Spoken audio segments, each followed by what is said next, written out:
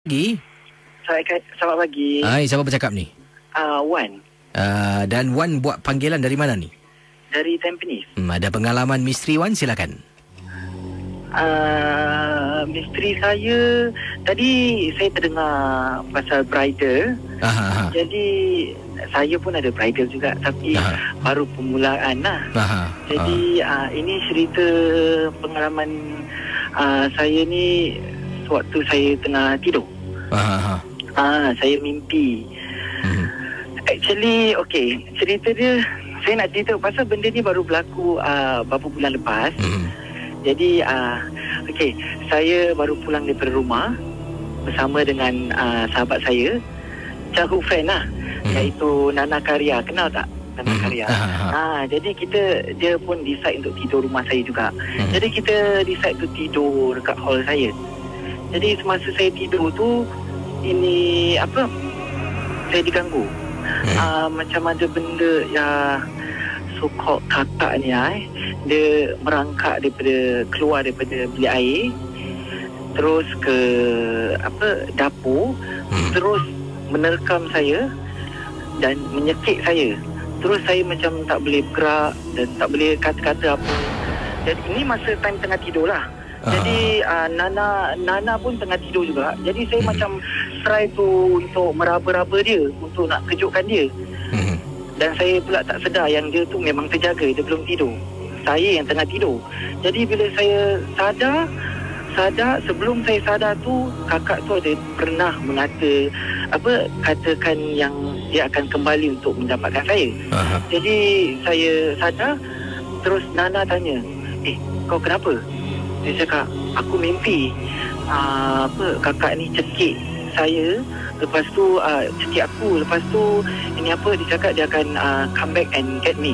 Lepas tu Nana tanya, ini ilusi je, tapi frankly speaking, dia cakap semasa kau tengah tidur tu kan, aku rasa the same time yang kau tengah dapat mimpi ni, aku dengar bayi, macam bunyi bayi menangis baru lepas melahir dekat sebelah rumah jiran kau. Habis saya cakap, rumah jiran aku dah sebulan lebih tak ada orang. Tak ada orang, renovate, tak ada orang.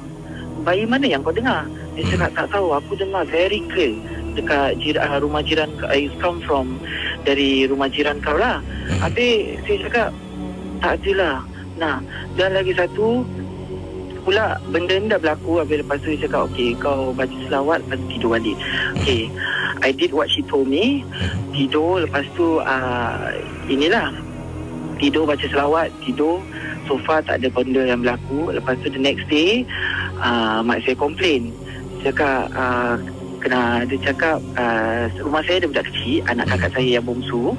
Jadi mak saya tanya, budak ni dia berbual, satu hari dia berbual sendiri.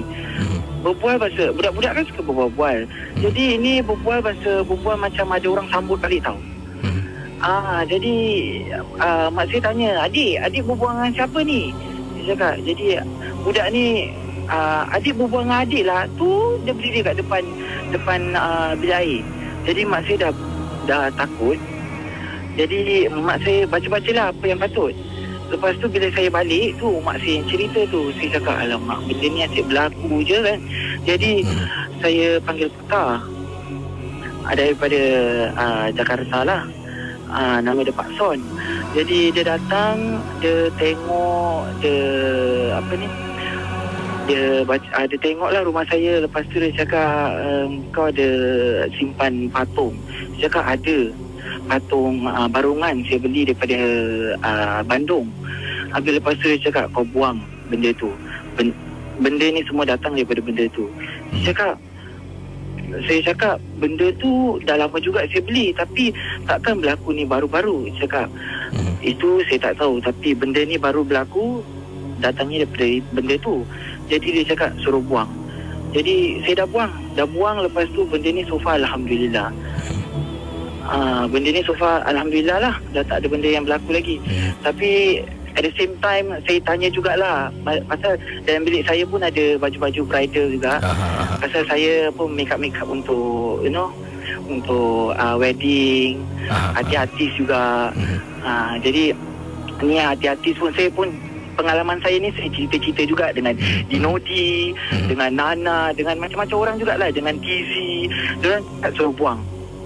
Diorang cakap tu pasal kalau kita datang, tu pasal diorang cakap, diorang suruh komplain bila kita datang rumah kau aja panas. Bila kita datang rumah kau nak try baju je panas. Jadi diorang tak sampai hati nak cakap dengan saya lah.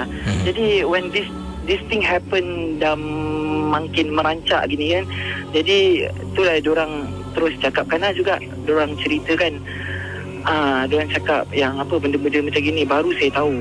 Jadi saya buang lah benda tu. Saya buang pun tapi so far alhamdulillah, cuma saya can sense the present also lah sometimes. Cuma dah tak nampak-nampak lagi lah.